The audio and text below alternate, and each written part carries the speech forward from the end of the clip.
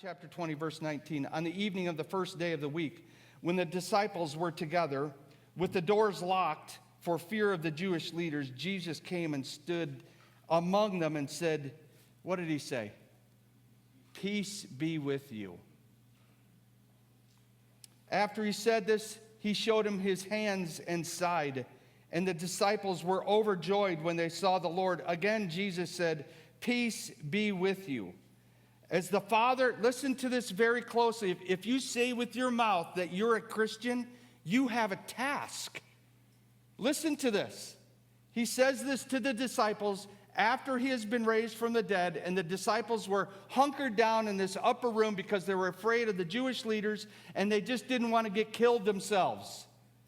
And Jesus comes to them and he says, peace be with you. But then he says this, as the Father has sent me, I am sending you, believers.